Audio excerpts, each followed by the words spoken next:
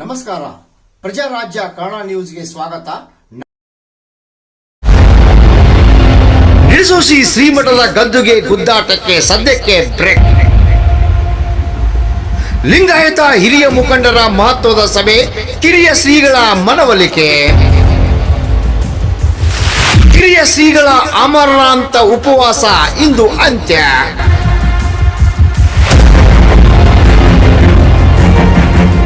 ಮೇ 21ರಂದು ಮಹತ್ವದ ಸಭೆ, ಲಿಂಗಾಯತ ಮುಖಂಡರಿಂದ ರಾಜಿ ಪಂಚಾಯಿತಿ.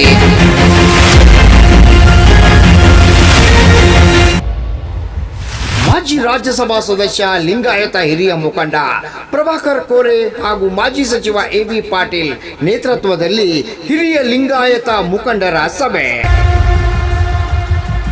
ನಿಡಸೋಸಿ ದುರ್ದುಂಡೇಶ್ವರ ಮಠದ ಪಟ್ಟಕ್ಕಾಗಿ ಹಿರಿಯ ಮತ್ತು ಕಿರಿಯ ಶ್ರೀಗಳ ನಡುವಿನ ತಿಕ್ಕಾಟಕ್ಕೆ ಸದ್ಯಕ್ಕೆ ಅಲ್ಪ ವಿರಾಮ ಬಿದ್ದಿದೆ. ಬೆಳಗಾವಿ ಜೀರಿಗೆ ಸಭಾಭವನದಲ್ಲಿ ಲಿಂಗಾಯತ ಸಮಾಜದ ಮುಖಂಡರು ಸಭೆ ಸೇರಿ ಮಹತ್ವದ ನಿರ್ಧಾರ.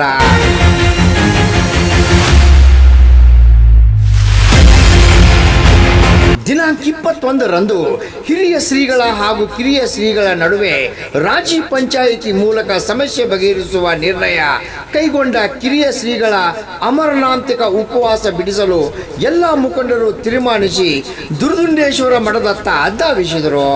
ಮಾಜಿ ರಾಜ್ಯಸಭಾ ಸದಸ್ಯ ಪ್ರಭಾಕರ್ ಕೋರೆ, ಶಾಸಕ ಗಣೇಶ್ ಹುಕ್ಕೇರಿ, ಮಾಜಿ ಸಚಿವ ಎಬಿ ಪಾಟೀಲ್, ಮಾಜಿ ಸಂಸದ ರಮೇಶ್ ಕತ್ತಿ, ರಾಜ್ಯಸಭಾ ಸದಸ್ಯ ಈರಣ್ಣ ಕಡಾಡಿ, ಮಹಾಂತೇಶ್ ಕವಟಿಮಠ್ ಸೇರಿದಂತೆ ಎಲ್ಲ ಮುಖಂಡರು ಶ್ರೀ ದುರ್ದುಂಡೇಶ್ವರ ಮಠದತ್ತ ಆಗಮಿಸಿದರು.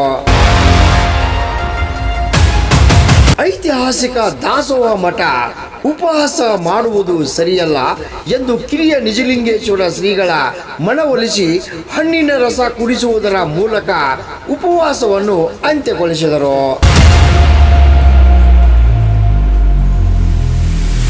ನಂತರ ಹಿರಿಯ ಶ್ರೀಗಳ ಜೊತೆಗೆ ಚರ್ಚಿಸಿ ಹಿರಿಯ ಶ್ರೀಗಳಾದ ಜಗದ್ಗುರು ಪಂಚಮ ಶಿವಲಿಂಗೇಶ್ವರ ಮಹಾಸ್ವಾಮಿಗಳು, ಹಿರಿಯ ಶ್ರೀಗಳಾದ ನಿಜಲಿಂಗೇಶ್ವರ ಶ್ರೀಗಳ ನ್ಯಾಯವನ್ನು ಇತ್ಯರ್ಥ ಮಾಡಲು ಮೇ 21ರಂದು ಇನ್ನೊಂದು ಸಭೆ ನಡೆಸಿ ತೀರ್ಮಾನ ಮಾಡಲು ಲಿಂಗಾಯತ ಹಿರಿಯ ಎಲ್ಲ ಮುಖಂಡರು ಮುಂದಾಗಿದ್ದಾರೆಂದು ತಿಳಿದು ಬಂದಿದೆ. ರಾಮಗೌಡ್ ಪಾಟೀಲ್, ಪ್ರಜಾರಾಜ್ಯ ಕನ್ನಡ ನ್ಯೂಸ್, ನಿಡಸೋಸಿ.